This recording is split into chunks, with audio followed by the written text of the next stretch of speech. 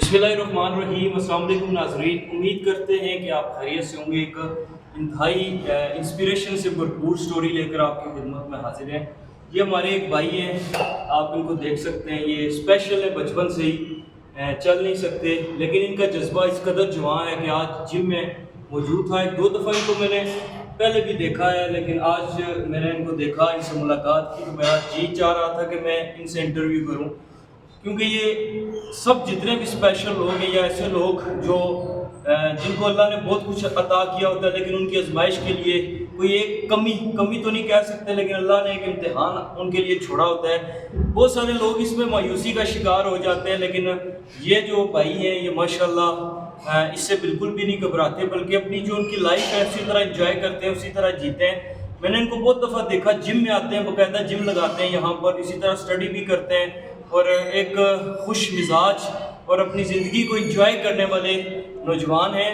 तो आप सब के लिए, उन ख़ास करके उन स्पेशल लोगों के लिए जो मायूस हो जाते हैं, जो अपने आप को कम समझते हैं, आप यकीनन किसी से भी कम नहीं होते, बल्कि अल्लाह ने आपको बेशुमार सलाहियतें दी होती हैं। तो आइए इनसे गुफ्तगू करते हैं, आगे तशरीफ लाएंगे। कैमरामैन भाई कैसे हैं आप? बिल्कुल ठीक है। ऊंचा बोलिएगा और साथ अपना पहले नाम बताएं और कहाँ पे रहते हैं। मेरा नाम अब्दुल मज़हर है और मैं कोटा का रिहायशी हूँ। पीछे मेरा गांव कश्मीर है। अच्छा। ये इधर आला मलाई में मैं रहता हूँ। तो ये बचपन से ही आप ऐसे स्पेशल बचपन से है।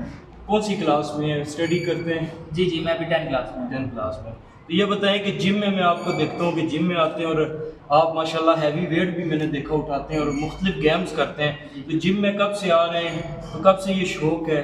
मुझे ये शौक़ था जब मैं 14-15 साल का था। तो आहिस्ता आहिस्ता करते करते जो है स्टडी की वजह से घर वाले नहीं मान रहे थे। फिर अभी जो है फिलहाल 1.5 मंथ हो गया मैं जिम में आना स्टार्ट किया है। मैंने देखा आपकी माशाल्लाह डोले शोले और बॉडी शाडी भी आपने बनाई हुई है। जी मैं पहले से, क्योंकि 14 साल से मैं व्हीलचेयर पे हूँ, तो उसकी वजह से पहले से जो है ना थोड़ी बहुत मेरी बनी नेचुरल बॉडी। हम लोग मेहनत करते हैं, कई साल लगाते हैं, आपको नेचुरल बॉडी। अच्छा, ये बहुत सारे लोग, आप, मैं चाहता हूँ कि आप उनको मैसेज दें। बहुत सारे लोग ऐसे होते हैं जो मायूस होते हैं। अब अल्लाह ने किसी को एक चीज़ अगर उसको अता नहीं की, तो उसके बदले कई बहुत सारी चीज़ें अता होती हैं। क्या उनको मैसेज आप दें? मैं ये कहना चाहूँगा, जितने भी जो पैरालाइज बच्चे हैं या बच्चियाँ हैं, वो अपने आप को ये ना समझे कि हम ये कुछ नहीं कर सकते।